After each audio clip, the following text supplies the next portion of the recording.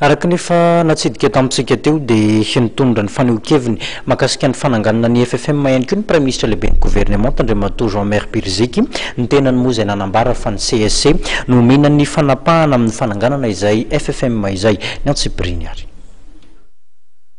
Ny CSC na komity manara-maso ny fampiarana ny sordalana no omenany fanapahana momba ny fananganana ny filakevitry ny fampiavanana malagasy FFM araky ny tapaky ny filakevitry ny gouvernement omaly araky ny tatra nataon'ny Premier ministre Omer Birziky. Ny tao amin'ny filakevitry ny gouvernement omaly moa dia efa nanapa-kevitra fa omena zareo asady zay zao ny lalàna efa vita, omena zareo avy ao amin'ny société civile zany fiarahamon'ny pirenena zany ny fanatanterahana ny fananganana an'io FFM io ka rehefa nitenena le izy efa misy an'le CSC dia tokony omenany CSC zany araky ny fandinihan'ny filan-kevitry ny gouvernement omaly ny fanapahan-kevitra ny president ny anangana an'io FFM io dia misy zany volavolana qui tsy volana ordonnance zany dia zay atolotra amin'ny conseil de ministre androany zany mba anome anjareo fahefana anangana an'izany. Io maraina io dia anisan'ny noraisiny délégation ny SADC tarin'ny Dr Leonardo Simao ny Premier ministre Jean-Maire Birziky.